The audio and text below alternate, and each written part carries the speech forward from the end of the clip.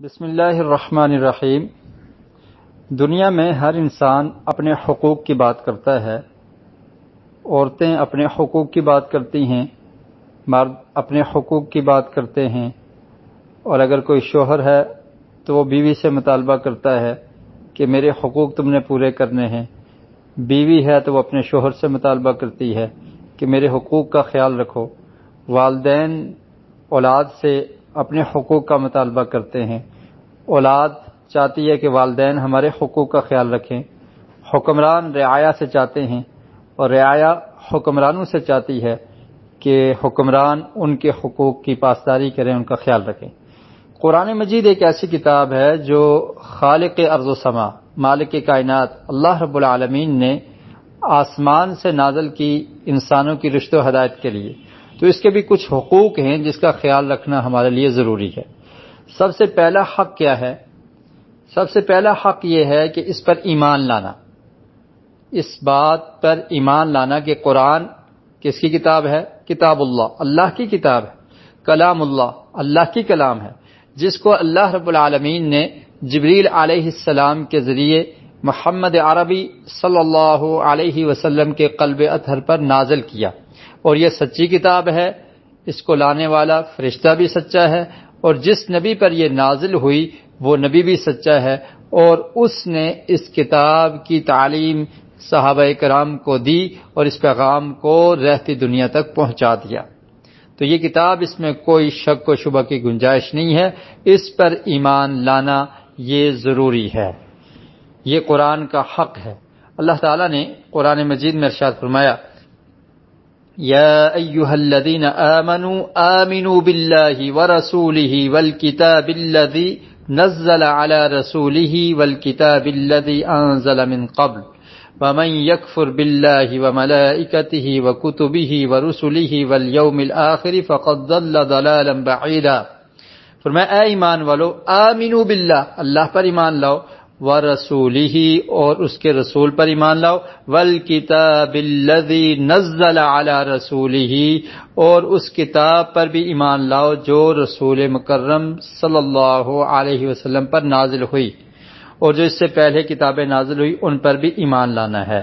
تو یہ کتاب اللہ کا کلام ہے جو بعینہ ہی اسی طرح لوح محفوظ میں موجود ہے، اور نبی کریم صلی اللہ علیہ وسلم کی 23 سالہ نبوی زندگی میں آپ پر نازل ہوئی ہے، اور آج بھی بغیر کسی کمی اور زیادتی کے اسی حالت میں ہمارے ہاتھوں میں موجود ہے۔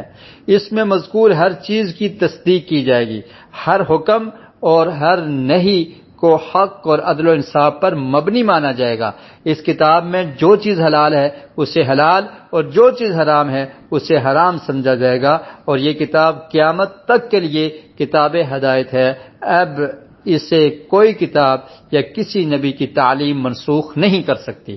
تو یہ اس کتاب پر ایمان لانا ہر مومن کے لیے فرض اور ضروری ہے، اور یہ قرآن کا حق ہے کہ اس پر اس طرح سے ایمان لایا جائے۔ دوسرا حق کیا ہے؟ کہ قرآن کی تلاوت کرنا۔ اس مبارک کتاب کا دوسرا حق صبح و شام اس کی تلاوت ہے، بلکہ اس پر ایمان کا یہ تقاضا ہے، آپ ایمان لائیں تو اب تلاوت بھی تو کرنی ہے نا، پڑھنا ہے۔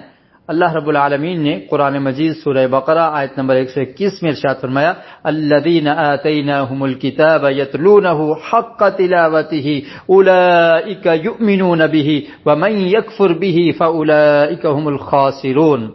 فرمایا کہ وہ لوگ جن کو ہم نے کتاب دی ہے وہ اس کو پڑھتے ہیں، اس کی تلاوت کرتے ہیں جیسے اس کی تلاوت کا حق ہے، اس کو پڑھا جائے، تلاوت کی جائے۔ اولئک یؤمنون بہ، اور یہی وہ لوگ ہیں جو اس پر ایمان لانے والے، اور جو کفر کرتا ہے اس کتاب کے ساتھ تو وہ بہت زیادہ خسارہ پانے والا ہے۔ فرمایا فاولئک هم الخاسرون، یہ خسارہ پانے والے لوگ ہیں۔ تو یہ قرآن مجید کے دو حق ہیں، ایمان لانا، تلاوت کرنا۔ تیسرا حق سنیے، تیسرا حق یہ ہے کہ اس مبارک کتاب کا ایک حق یہ ہے کہ اس کے جو احکام ہیں ان کے مطابق عمل کیا جائے۔ اس کے لیے قرآن کے نزول کا اولین مقصد بھی یہی ہے کہ اس پر عمل کیا جائے۔ وَهَذَا كِتَابٌ أَنزَلْنَاهُ مُبَارَكٌ فَاتَّبِعُوهُ وَاتَّقُوا لَعَلَّكُمْ تُرْحَمُونَ، کہ یہ کتاب ہم نے اس کو نازل کیا ہے، بڑی بابرکت ہے، فَاتَّبِعُوهُ، تم نے اس کی پیروی کرنی ہے، اس کے مطابق عمل کرنا ہے۔ تو عمل کرنا، اس کتاب میں جتنے احکامات ہیں ان کو مان کر چلنا، یہ اس کتاب کا حق ہے۔ اور قرآن کے حقوق میں سے چوتھا حق یہ ہے کہ اس کی آیات پہ غور و فکر کیا جائے، تدبر کیا جائے، اس کی گہرائی تک پہنچا جائے۔ قرآن مجید میں سورہ صاد میں اللہ تعالی نے ارشاد فرمایا، کتاب انزلناہ الیک مبارک لیدبروا آیاتہ ولیتذکر اولو الالباب، کہ یہ کتاب اس کو ہم نے نازل کیا ہے، بڑی بابرکت کتاب ہے، تاکہ وہ لوگ اس کی آیات پہ غور و فکر کریں۔ غور و فکر کرنا، تدبر کرنا، اس کے معنی کی گہرائی تک پہنچنا، یہ قرآن کا حق ہے، اور اس سے نصیحت حاصل کریں عقل والے لوگ۔ تو یہ کتاب تذکیر کے لیے بھی ہے، غور و فکر کے لیے بھی ہے۔ اس کتاب کو تلاوت کرنا، اس کے معانی کو سمجھنا، اور سمجھنے کے بعد اس پر غور و فکر کرنا، اس سے نصیحت حاصل کرنا، یہ بھی قرآن کے حقوق میں سے ہے۔ اور پانچواں حق جو ہم نے اپنے سبق میں بیان کیا تھا وہ یہ ہے کہ اس کتاب کی تبلیغ کرنا، نشر و اشاعت کرنا۔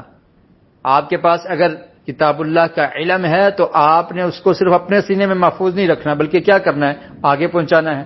بلکہ پوری کتاب کا علم اگر نہیں ہے، صرف ایک آیت کا علم بھی ہے تو اس کو آگے پہنچانا ہے۔ نبی کریم صلی اللہ علیہ وسلم نے ارشاد فرمایا، بلغوا عنی ولو آیہ، کہ اگر ایک آیت بھی ہے تو اس کو میری طرف سے آگے پہنچا دو۔ یہ تبلیغ کرنا، یہ بھی قرآن کے حقوق میں سے ہیں۔ تو 5 حقوق قرآن کے ہم نے ذکر کیے ہیں۔ قرآن کے کتنے حقوق ہیں؟ 5۔ ان کو آپ نے یاد رکھنا ہے۔ اختصار کے ساتھ میں پھر ذکر کر دیتا ہوں۔ سب سے پہلا کیا ہے؟ ایمان لانا۔ دوسرا ہے تلاوت کرنا۔ تیسرا ہے عمل کرنا۔ اور چوتھا ہے اس کی آیات پہ غور و فکر کرنا، تدبر کرنا۔ اور 5واں حق یہ ہے کہ اس کی نشر و اشاعت کرنا، اس کی تبلیغ کرنا۔ اللہ رب العالمین ہمیں اس پر عمل کی توفیق نصیب فرمائے۔